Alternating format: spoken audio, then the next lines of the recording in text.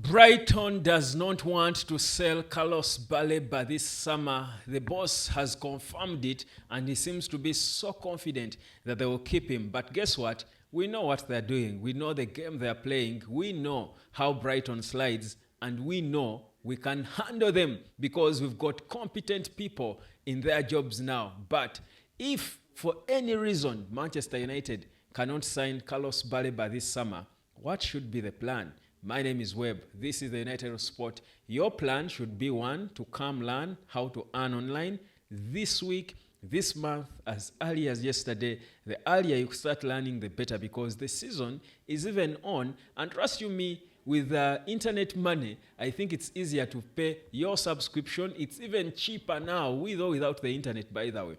39,000 you pay today, and you're able to watch Liverpool, the opening game, Man United, Arsenal, Chelsea, all the games in this week. Certainly are important games, but just for 39,000 shillings, you can be able to survive all of them. So better go and subscribe for your Kawiki package with DSTV, the home of football. Now, what's going on? So the boss of Brighton has come out and made it clear, even laughing. You know, he's always smiling sheepishly.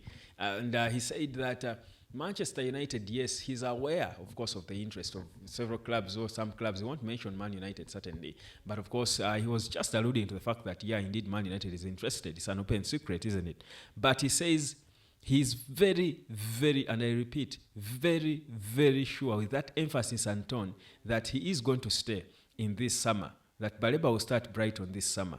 Now, that for me is a trick for him to contribute to what the whole Brighton collective will want, to certainly sell Baleba for as high as they can, because there is no way you can tell me that a player will want to join Man United, an African 21-year-old player will want to join Man United, and you're certain you will keep him when United wants him. And it's clear that he's the most important player they need in whatever they have done, with whatever they have done. I think it's a no-brainer that those are tricks to try and, again, I mean, that's why I said 120 million pounds there, because before the valuation was 100 million. But with the statement coming in from this coach, certainly Brighton now, because they know United are waiting to bring in a bid, they will certainly tell them their valuation is 120, so that now they're trying to bargain for as close to 100 million as possible.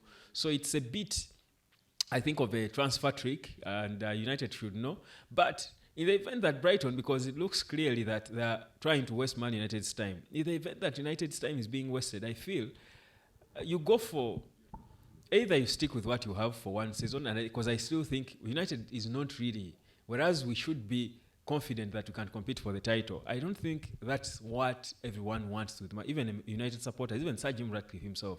I think he knows Man United winning the title would be sort of overachieving, an overachievement, even with all the good they have done. But if you're honest, even if United stayed the way they are now and started this season in this summer like that, United is good enough to compete for top 4 or top 5, and that would be, for me, proper success for this team in this season. And then wait for next summer and get the midfielder you want for a reasonable fee, because my fear is United trying to go for a plan B in a critical position like this, because you've got all these close to world-class players in all these positions. Who are you going to put there other than Baleba to make them tick? I need you to give me a name. Adam Wharton is a name that's always running and flying around. And Wharton is a good player. But Wharton is not Carlos Baleba. He's not anywhere close to that level. Wharton is potential. The way we see Kobe, the way we see all these young players. He's more of potential than proven. Baleba is proven, and that's the kind of the profile of a midfielder United needs if it's going to work with Cunha, Mbumo, and Shesko. If United had signed all young upcoming players in all positions, would really settle for any midfielder. But if you're going to spend an add-in, already you've signed Ugarte, you've signed several players already, you've got young players coming up. If you're going to sign any player and not trust those you have, it is got to be the right one, the one that certainly should look or appear like a perfect fit. One who you feel will come in and instantly fit into this team and make it click immediately. If you bring in Wharton, would you feel the same? If you bring in Javier Guerra, the Valencia boy, the midfielder we are linked with, would you feel he's fit to make these Mbumos and Cunha tick instantly? Bruno, Beta, and all these big players you've signed, Ahmad.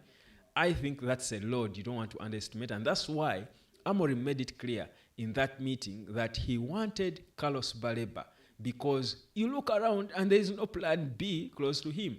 All the players United is linked with away from Baleba are plan C and D and X and what have you. So for me, I think if we don't get Baleba, and there is a possibility that we can negotiate a deal to get him next summer, if Brighton, for whichever reason, want to stick with him, perhaps to organize themselves as a team. Because yes, they want the money, but they know that the player will still be good and they will still get the money, perhaps even more. Next summer, there will be a bit even more of competition. But if for any reason United can't sign Baleba, I'm yet to find a perfect fit of a plan B, because he's left-footed, he's Premier League tested, he's solid, super complete, and he's from Brighton. All players, McAllister, Caicedo, players prepared by Brighton, and we can go on and on and on with so many others, seem to be ripe for the big clubs. I don't know so many players who have left Brighton and failed where they've gone. I think it shows you that club prepares these players well to be right. That's why they spend a lot of, they sell them expensively. Clubs spend a lot to get Brighton players. Liverpool were lucky. I felt they got McAllister on a cheap. But today, certainly it's going to be difficult because they prepare their players well. So you will struggle to find a club that will give you what Baleba gives you. So that's why I think if the one option United has to be able to get Baleba is to wait a little bit until the next summer. 1 year is not so long so long. After all, the goal for Amorim is to win the Premier League next season. Well, unless a perfect plan B is figured, don't sign another mediocre player just for the sake of it.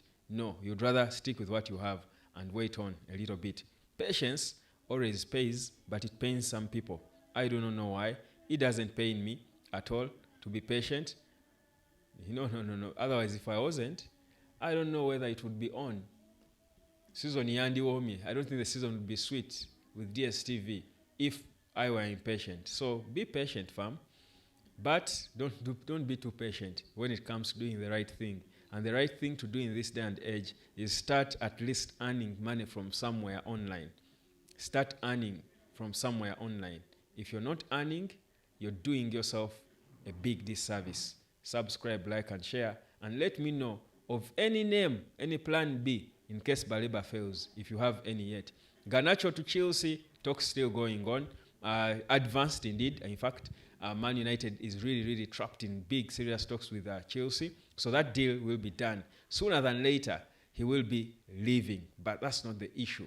The biggest issue for United now is Arsenal on Sunday. And who will play in there? Certainly not Baleba, but United will be competitive. That I can assure you.